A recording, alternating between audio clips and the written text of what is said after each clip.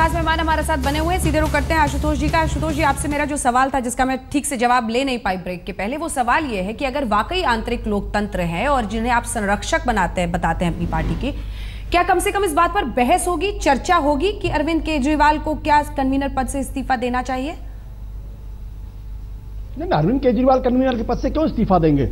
अरविंद केजरीवाल के साथ पूरी पार्टी खड़ी हुई है, सारा नेशनल एग्जीक्यूटिव उनके साथ खड़ी हुई है, पीएससी उनके साथ खड़ी हुई है, दिल्ली इलेक्शन कमेटी उनके साथ पूरी खड़ी। अरविंद केजरीवाल क्यों इस्तीफा देंगे? मुझे इस बात पर आपत्ति है कि आप लोग बार बार चला रहे हैं क्या केजरीवाल तानाशाह है। मैं आपसे सवाल करना चाहता हूं कि क्या आपने कभी चलाया कि नरेंद्र मोदी जी तानाशाह है? जिस तरीके से उन्होंने कैबिनेट के सारे मंत्रियों को पैदल कर रखा है, किसी कैबिनेट मिनिस्टर की आज कोई हैसियत नहीं। क्या आपने कभी इस पर डिस्कशन किया कि नरेंद्र मोदी तानाशाह है? क्या आपके चैनल ने आज तक किया डिस्कशन? नहीं किया, खूब डिस्कशन किया और खूब प्रोग्राम दिखाया। करने की कोशिश की। दिक्कत यह है कि अगर आम आदमी पार्टी से एक सख्त सवाल पूछ लिया जाए तो आप लोग मीडिया पर ही निशाना करने लगते हैं। क्या बात कर रहे हैं आशुतोष जी? आपने एक बार बताइए, आपने कब चलाया? खूब चलाया है। कब चलाया नरेंद्र मोदी जी तानाशाह? खूब चलाया है। बगिंग तक की खबर आई है, बगिंग तक की खबर आई है कि क्या उन्हीं के कुछ मंत्रियों की बगिंग की जा रही है। आप लगता है बेखबर रह रहे हैं आजकल। नरेंद्र मोदी राजदीप जी कुछ कहना चाह रहे हैं? आशुतोष एक तरह से, आशुतोष जी एक मिनट, आशुतोष के मैं एक तरह से पुराने सहयोगी थे, मीडिया में ही थे, जर्नलिस्ट थे और बहुत ही अच्छे जर्नलिस्ट थे। लेकिन मैं ये सवाल पूछूंगा कि जैसे ही आप राजनीति में जाते हैं तो एक इनटॉलरेंस बढ़ रही है सब तरफ। बीजेपी में बढ़ रही है, आम आदमी पार्टी में बढ़ रही है और कुछ हद तक कांग्रेस में बढ़ रही है। तीनों पार्टियों में जैसे ही आप कोई भी सवाल पूछे, कठोर सवाल पूछे, मैं कहूंगा कांग्रेस में सबसे कम है अभी भी, लेकिन आम आदमी पार्टी और बीजेपी में, दोनों में मैं देखता हूं, अगर आप कोई भी टफ सवाल पूछे तो कहते हैं आप बिके हुए हैं, आप नरेंद्र मोदी के चैनल बन गए हैं, या आप आम आदमी पार्टी के चैनल की तरफदारी कर रहे हैं, बीजेपी कहेगी। बीजेपी में भी तानाशाही बढ़ गई है, इनटॉलरेंस बढ़ गया है, आम आदमी पार्टी में भी बढ़ रहा है।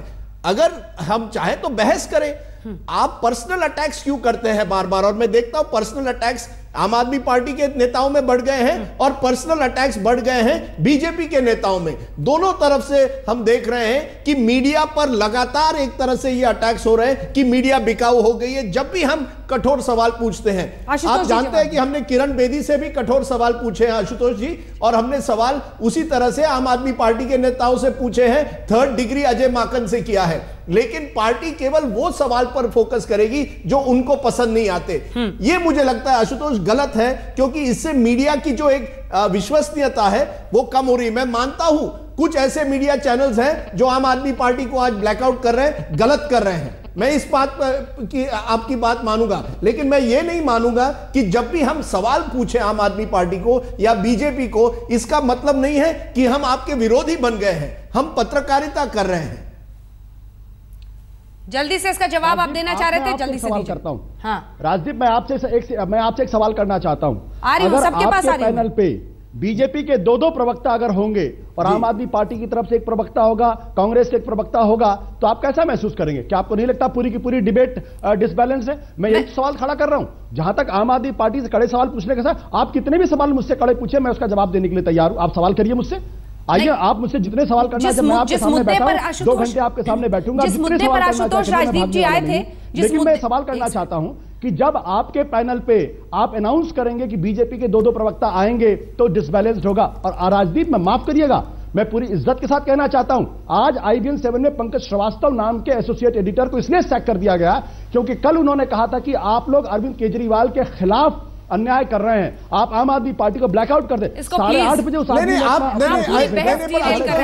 आशुतोष जी, जो दूसरे चैनल पर ब्लैकआउट हो रहा है वो आप यहाँ क्यों जोड़ रहे हैं? मेरा सवाल ये है, आपकी सोच संकीर्ण हो चुकी है आशुतोष जी। मुझे बहुत अफसोस के साथ बोलना पड़ रहा है, क्योंकि जिस विषय पर बहस करते हुए आपने राजदीप चैनल पर उंगली उठाई। एक सेकंड सर, एक सेकंड। कपड़ों पर नरेंद्र मोदी ने अपने मंत्रियों के कपड़े पर, एक सेकंड सर, नरेंद्र मोदी ने अपने मंत्रियों के कपड़ों पर टिप्पणी की है, उनको कहा है कि कैबिनेट मीटिंग में ऐसे कीजिए वैसे कीजिए। ये आज तक ने खूब चलाया है और बार बार चलाया। अगर आप नहीं देखते तो आप हम पर उंगली नहीं उठा सकते हैं, क्योंकि आप जब उंगली उठाएंगे तो फिर तैयार रहिए कि आपसे भी सवाल किए जाएंगे, सख्त सवाल होंगे और जवाब सब सवाल करिए। मैं आपके सामने बैठा हूं, बिल्कुल मैं आपके सामने बैठा हूं, आप 2 घंटे सवाल करिए, मैं भागने वाला नहीं। आइए 2 घंटे बैठ सकते हैं, आइए आप बात करिए। शाजिया इसका जवाब देना चाह रही है। शाजिया, मैं देख रही हूँ, शाजिया जी। जी मैं अंजना जी मैं देख रही हूँ जी, अंजना जी मैं देख रही हूँ किस तरह से जानबूझ के जो मुद्दे हैं उसको भटकाने की और किसी और मुद्दे पर ले जाने की कोशिश की रही है।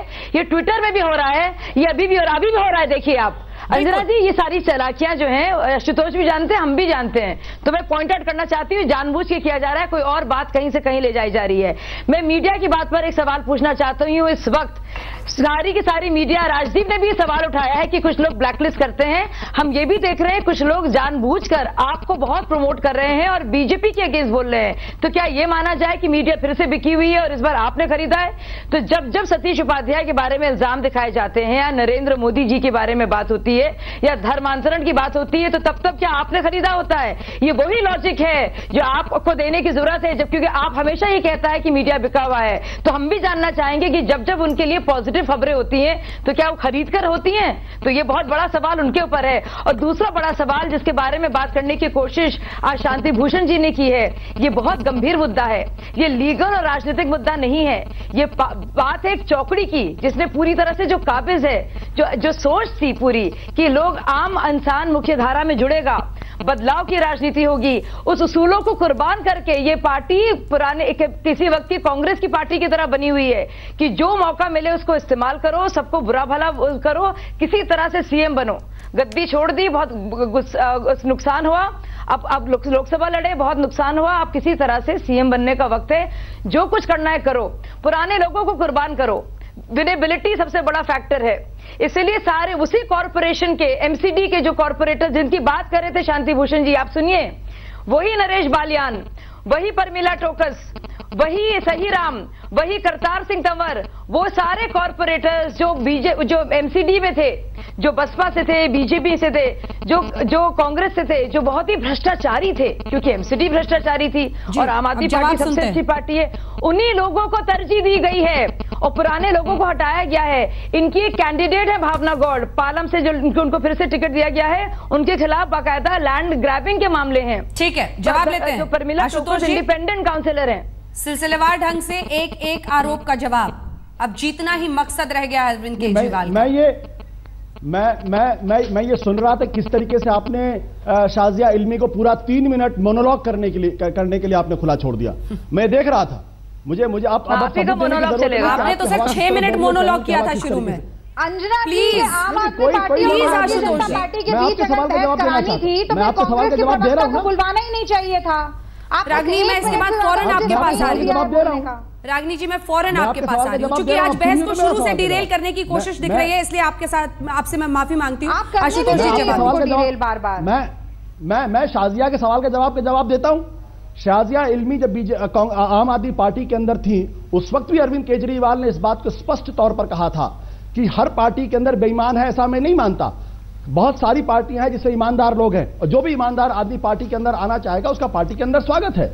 और आज हमारे पार्टी के अंदर जब कैंडिडेट डिक्लेयर होता है, उसके बाद पार्टी के अंदर एक कंप्लेंट कमेटी होती है जिसमें प्रोफेसर आनंद और आशीष खेतान है। ये कमेटी उस पर चर्चा करती है, और उसके बाद अगर यहां भी कोई गड़बड़ पाया जाता है, अगर इसकी बात को नहीं माना जाता है, तो उसके बाद लोकपाल है, और एडमिरल रामदास इस पार्टी के लोकपाल हैं, जो हिंदुस्तान के सर्वाधिक सम्मानित लोगों में से एक हैं। और जब 6 लोगों के ऊपर उंगलियां उठी कि भाई इनके तो क्या आप आशुतोष जी कह रहे हैं कि क्या लोकपाल ने क्लीन चिट दे दी है इन सब नामों पर? अंजना जी, मुझे मौका मिलेगा। नहीं, बहुत जरूरी सवाल है ये। क्या उन्होंने क्लीन चिट दी है एडमिरल रामदास ने इन सब नामों पर? मुझे बोलने दीजिए शाजिया इल्मी जी। मैं बोल रही थी, मैंने बिल्कुल नहीं टोका। मुझे लगता है आम आदमी पार्टी आप छोड़कर गई हैं, तो कम से कम आप बीजेपी के तरीके से मत बिहेव करिए। मेरा सवाल बोलिए, इंतजार कर रही हूं मैं, चुप बैठी हूं, जवाब दीजिए। एडमिरल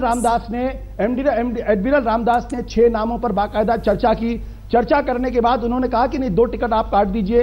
पार्टी ने उनका जो फैसला था उसको सिर आंखों पर रखा। नॉमिनेशन के 1 दिन पहले 2 नाम काटे गए। ऐसा किस पार्टी के अंदर होता, जरा समझा दीजिए मुझे, किस पार्टी के अंदर? और जिन लोगों के नाम ने लिए हैं, हर आदमी के बारे में रागनी नायक जी, जल्दी से अपनी बात रखिए, ब्रेक का वक्त हो गया है, इसके आधार पे हो। जल्दी से अपनी बात तो नहीं रख सकती हूं, अगर मेरी जरूरत नहीं है तो मैं अगले सेगमेंट के लिए रुकूंगी नहीं, लेकर चिंतित है, क्योंकि मुझे कुछ भी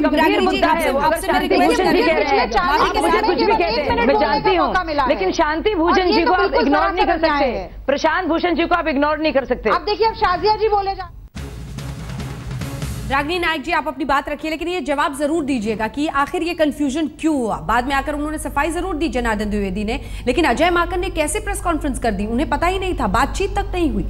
वो अंजना जी, ये तो मैं पहले सेगमेंट में जवाब दे चुकी हूँ। 2-3 महत्वपूर्ण बातें यहाँ पर कहनी बहुत जरूरी है। आज अगर आप शाजिया इल्मी जी को अपने चैनल पर बुलाती हैं तो वो एक न्यूट्रल कमेंटेटर की तरह नहीं आ सकती हैं। वो भारतीय जनता पार्टी की सदस्य हैं और ये बहुत अच्छा विलय है, क्योंकि वो अभी कुछ दिन पहले ही एक खास समुदाय को हिदायत देती हुई देखे गई कि आप सेक्युलर मत होइए, और अब एक नॉन सेक्युलर पार्टी में जुड़ गई हैं, तो इस बात का ध्यान रखना पड़ेगा। एक बात आम आदमी पार्टी के लिए कहूंगी, एक भारतीय जनता पार्टी के लिए।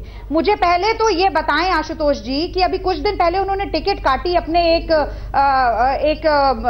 कार्यकर्ता की, ये कहकर कि उनके रिश्तेदार भारतीय जनता पार्टी की रैली में बस लेकर गए थे। तो अब भारतीय जनता पार्टी में गई हुई किरण बेदी जी की तारीफ में अगर शशि भूषण कोई बात कहते हैं तो क्या उन पर कोई डिसिप्लिनरी एक्शन होगा? केजरीवाल जी का तो कुछ नहीं होगा, ये उन्होंने स्पष्ट कर दिया है, पर क्या शांति भूषण जी पर कुछ होने वाला है? पहली बात। दूसरी बात, ये आपका सवाल भी बहुत अजीब है अंजना जी। मोदी जी को खुद ही विश्वास नहीं है अपनी लहर पर। 10 तारीख की रैली जब फ्लॉप हुई उसके बाद उन्होंने कहा कि भाई जाओ और नया चेहरा ढूंढो। अगर वो आश्वस्त होते तो उन्हीं के चेहरे पर चुनाव लड़ा जाता। भारतीय जनता पार्टी अपनी इलेक्शन स्ट्रैटेजी बदलती नहीं, तो मोदी जी तो चेहरा है नहीं। और किरण बेदी जी का ये प्रभाव है कि उनके आते ही आंतरिक कलह जो है वो इतना खुलकर स्पष्ट रूप से बाहर आ रहा है। उनका प्रभाव तो सतीश उपाध्याय जी से पूछा जाए, मनोज तिवारी जी से पूछा जाए, जगदीश मुखी जी से पूछा जाए। कृष्णा तीरथ क्यों गई, ये तो कृष्णा तीरथ जी और उनकी महत्वाकांक्षा बता सकती है। चुनाव नहीं लड़ रहे हैं। देखें कि भारतीय जनता पार्टी उन तमाम कैंडिडेट्स को ले रही है जिन्हें आम आदमी पार्टी ने रिजेक्ट किया, जिन्हें कांग्रेस ने रिजेक्ट किया, टिकट ही नहीं दी। तो एक तरफ तो किरण बेदी सेफ सीट से लड़ती हैं, दूसरी तरफ इंपोर्टेड कैंडिडेट्स को टिकट दी जाती है। क्या इस बात में दम है कि रिजेक्टेड कैंडिडेट्स को ले रहे हैं? कृष्णा तीरथ किस वोट बैंक के साथ आगे बढ़ सकती है, अमित शाह को पता है। ये बात सही है कुछ हद तक। ये बात सही है कि कृष्णा तीरथ चाहती थी कांग्रेस की टिकट, जो नहीं मिली उनको। सवाल यह है कि खास करके मैं देखता हूं उत्तर भारत में, अगर मैं कहूं कि उगता सूरज के साथ सब जाते हैं। नरेंद्र मोदी जो है उगता सूरज है, कांग्रेस के नेता उनकी तरफ जा रहे हैं, कुछ आम आदमी पार्टी के नेता जा रहे हैं। मुझे लगता है शाजिया इल्मी को भी इसका जवाब एक ना एक दिन देना पड़ेगा कि कहीं ना कहीं अवसरवादी राजनीति है या नहीं। दूसरी तरफ आम आदमी पार्टी को भी इसका जवाब देना पड़ेगा कि आपके जो सबसे एक तरह से बुजुर्ग नेता है, अगर वो सीधा सीधा एक तरह से इल्जाम लगा रहे हैं और कह रहे हैं कि अरविंद ने ये पद छोड़ना चाहिए, तो कहीं ना कहीं उनको भी आत्मचिंतन करना पड़ेगा। वो ये नहीं कह सकते कि हम शांति भूषण की बात को मानेंगे नहीं। कुछ तो दम होगा उनकी बात में, कुछ तो प्रॉब्लम है आम आदमी के एक तरह से, जो जिस तरह से ये पार्टी इवॉल्व हुई है।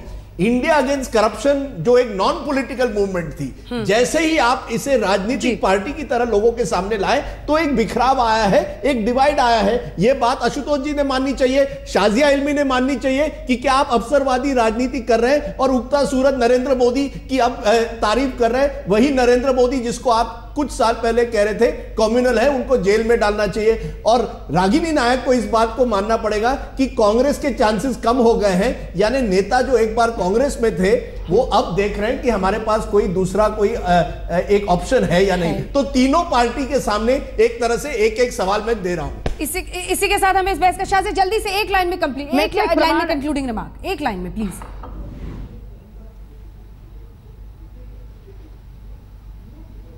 जी मैं अब 3 प्रमाण देना चाहूंगी। अवसरवाद की जहां तक बात की राजदीप जी ने, मैं अन्ना हजारे आंदोलन का हिस्सा थी, आशुतोष जी की तरह नहीं थी कि खूब तारीफ करो, किताब लिख दो अरविंद केजरीवाल पर और लोकसभा से पहले जब अरविंद सीएम से तब आ जाओ। मेरे ख्याल से अवसरवाद वो है, निजी बताना पड़ेगा, एग्जाम्पल देकर बताना पड़ेगा।